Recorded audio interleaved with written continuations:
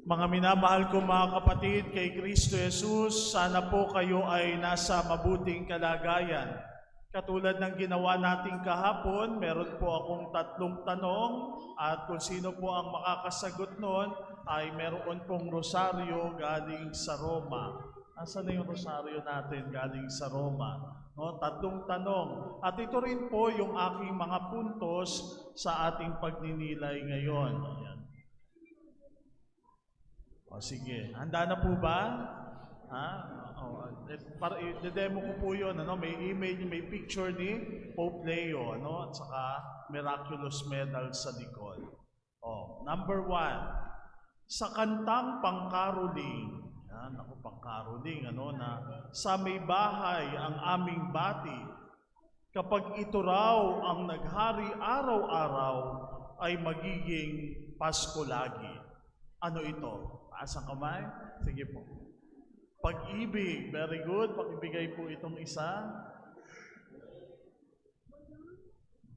Para madadali lang ata yung mga tanong ko, Medyo hirapan nga natin ng konti. Ito, pangalawa, hindi ko alam, kung merong makakasagot nito. Dumating na naman tayo sa punto na binasa yung genealogy of Jesus. Ang daming pangalan nun.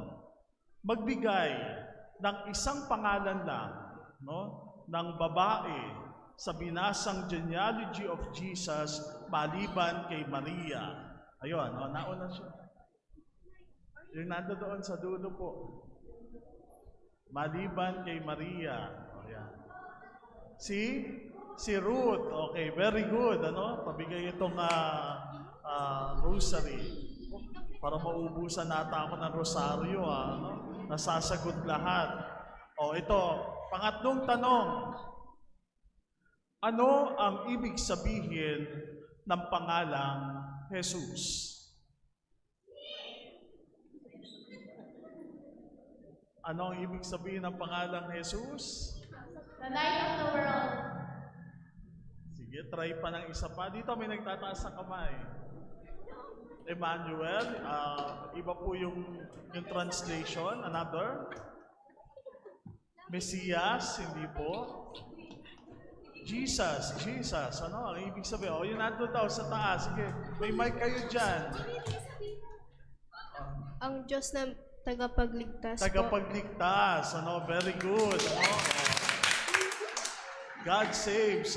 So, yun po yung literal na kahulugan ng pangalang Jesus. Though may encounter natin yung sinasabi nilang Emmanuel, Mesias, pero yung pangalang Jesus, ang literal na kahulugan po nun ay ang Diyos ay nagliligtas. 3 bagay po ang ating pagninilayan ngayong gabing ito. Yung una ay patungkol sa pag-ibig, yung unang sagot. Yung pangalawa naman, ang Diyos kanyang tinitingnan at bahagi ng kanyang pamilya kahit yung mga kababaihan at yung mga nasa laylayan. At pangatlong punto naman, makita natin na ang Diyos ay nagliligtas. So sa kantang pangkaroling, na sa may bahay ang aming bati, sinabi doon na kapag ang pag-ibig ang naghari araw-araw, laging magiging Pasko lagi. Alam niyo mga kapatid, minsan lamang binabasa yung genealogy of Jesus. Ang haba-haba, kung minsan parang sasabihin natin, Father, bakit kinakailangan basahin pa? Bakit kinakailangan naming malaman pa kung sino-sino yung mga magulang, hindi naman namin kilala? Kung minsan ang hirap pang bigkasin, ang hirap pang tandaan, hindi ko alam kung meron makakapag-recite. Siguro para medyo mahirap-hirap, mag-recite ng 10 pangalan, Ayan, hindi ko alam kung meron na makakasagot noon, 10 pangalan doon sa binasang genealogy. Pero kung titingnan natin mga kapatid, ganun tayo kamahal ng Diyos na ang Diyos ay pumasok doon sa konteksto ng pamilya. Siguro kung titingnan natin, ang Pasko raw ay patungkol din sa pamilya. Nandoon na tayong mga Pilipino, ganun kalalim yung ating pagmamahal sa Pasko sapagkat yung Pasko para sa atin ay pagkakaisa at buo bilang isang pamilya. Tama ho ba? No? Na kapag sumasapit itong panahon na ito, ninanais natin na buo ang pamilya. Ninanais natin na magkakasama ang pamilya. Ninanais natin na naroroon ang pamilya. Sapagkat sa pamilya, nandoon yung ating pagmamahalan. So kapag yung pag-ibig ang naghari sa isang tahanan, sabi sa atin, Christmas is not just a date. It becomes a way of life. Kahit wala pong dekorasyon, kahit walang handa, may liwanag kapag merong pag-ibig. And this line becomes a very good doorway to the gospel we hear today. Today's gospel does not begin with angels, with shepherds, or stars. It begins with names, pangalan. Diba? Kapag tayo ay tinatawag, ayaw natin tatawagin tayo na, ikaw, Diba? Mas gusto natin na pangalan. Sapagkat yung pangalan na ibinigay sa atin ng ating mga magulang, no, kung minsan kahit gaano pa kabaho yung pangalan, ibinigay ng kanilang mga magulang. Naalala ko yung tatay ko dati, ayaw niyang gamitin yung kanyang pangalan. Ang kanyang pangalan ay Tiburcio. Sino may gustong gumamit ng pangalan na iyon? Kaya sabi niya, ang pangalan ko na lang ay Ruben. No? So, mas magandang pakinggan. No? Pero gusto natin yung pangalan. Sapagkat dun sa pangalan, tinatawag tayo ng ating Panginoon. Ang narinig natin ay pagbanggit ng iba't ibang mga pangalan ng lahi ng ating Panginoong Jesucristo. In the first glance, parang boring. Parang, sige, matapos na yung binabasang ebanghelyo. But Matthew is telling us something very important. Before Jesus was born in a manger, He was firstborn into history. God did not enter the world magically. He entered through generations, through families, through stories, and even through struggles. And notice this, my dear friends, the genealogy of Jesus is carefully arranged into 3 sets of 14 generations. Merong 14 na lahi, simula kay Abraham, hanggang doon sa pagpapatapon sa Babylonia, 14, 3 set yan na 14. There is order, there is purpose, makikita natin doon sa genealogy. There is direction. Ang makikita natin doon, there is order, there is purpose, there is direction. That even when history looks messy, kapag makita natin na parang wala ng pag-asa, kung titingnan natin, mga kapatid, yung pamilya ng ating Panginoon, hindi po perpekto. Hindi lahat yon mga santo. Marami doon mga makasalanan. Marami doon mga makasalanan. Kung titingnan natin, mga kapatid, sa panahon natin ngayon, tila baga naghahanap tayo ng perpektong pamilya, pero meron ba tayong makikitang perpektong pamilya? Ang importante ay yung pagmamahalan, na sa kabila ng pagkukulang, sa kabila ng kakulangan, pero pinupunan natin ang pagkukulang ng bawat isa.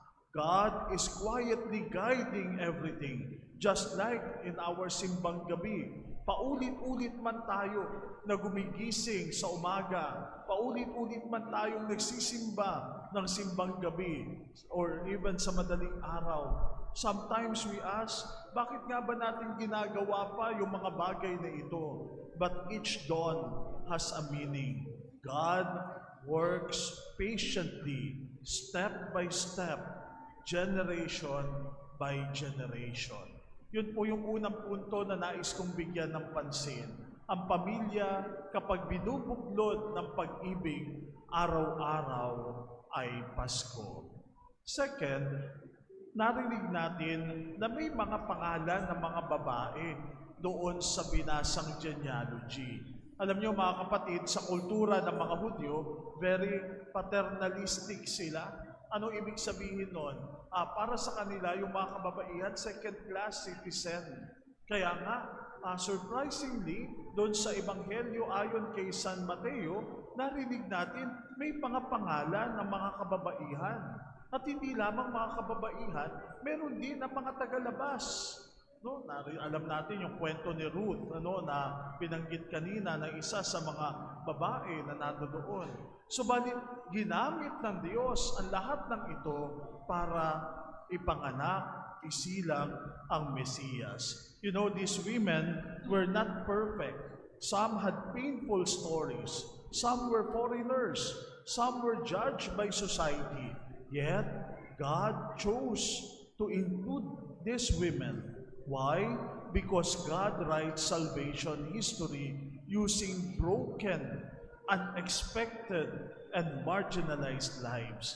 Hindi po hadlang yung ating kahinaan para kumilos ang Diyos. Sometimes, our wounds become the very place where grace enters. Maganda po siguro tumigil tayo doon sa mandali at tingnan din natin yung konteksto ng ating sariling pamilya.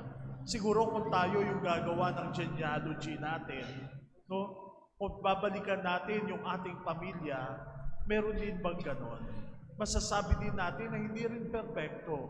Merong mga makasalanan, merong mga naligaw ng landas. Subalit mga kapatid, sa kabila ng lahat ng iyon, naging bahagi ka ng pamilyang iyon. Isinilang ka doon sa pamilyang iyon. At tandaan natin sa genealogy ni Jesus, nandoon si Jesus. Sumilang si Jesus sa gitna nila. So, my dear brothers and sisters, kung titingnan po natin yung genealogy ni Jesus, dumating siya para iligtas ang kanyang kawan, ang kanyang pamilya. At yun po yung kahulugan ng pangalang Jesus. Ang ibig sabihin nun, ang Diyos ay nagliligtas. Inililigtas tayo ng Diyos. Para bang sinasabi sa Ebanghelyo, after all human effort, after all the failures and waiting, God Himself steps in. He does not send another messenger. He becomes the message. He does not stay distant. He comes close to us. Kaya nga mga kapatid, napakagandang tingnan na yung genealogy natin ay hindi natatapos. Bagkus, itutuloy natin yung genealogy ni Jesus. Tayo ay bahagi ng pamilya ng ating Panginoong Jesucristo. Nung tayo ay binyagan, tayo ay nakibahagi sa isang malaking pamilya ng Diyos na tinatawag natin na simbahan. Kaya nga mga kapatid, tayo'y bahagi ng genealogy ng ating Panginoong Jesucristo. At sana ituloy natin yung lahi ng ating Panginoon. Sa ating pagsisimbang gabi reminds us that God works with patience, with love, with purpose. There is order even when life feels chaotic. There is hope when families feel broken. There is salvation waiting at the end of our long journey. And we go back doon sa unang kanta natin kanina. Ang sabi doon, sa may bahay. Sa may bahay. Diba yung bahay, hindi lamang simpleng bahay ang tawag natin, kung hindi tahanan. Diba? Na kung saan, kahit anong ibig sabihin ng tahanan, galing din yan sa salitang tahan na. Ibig sabihin, kahit ano pa man ang pinagdaraanan natin, kapag tayo ay umuuwi sa ating bahay, doon nakakaiyak tayo. Doon nakakapagpahinga tayo. Doon nagiging totoo tayo. Subalit sinasabihan tayo ng Panginoon, tahan na. Nandito ka na sa aking tahanan. At dito sa tahanan ito, kapag araw-araw ginagawa natin yung pag-ibig, araw-araw ay Pasko, sapagkat kasama natin ang Panginoon. Ililigtas niya ang kanyang tahanan. Halina mga kapatid, halina't sama-sama nating ituloy ang tahanan, ang genealogy, ang lahi ng ating Panginoong Jesucristo. Amen.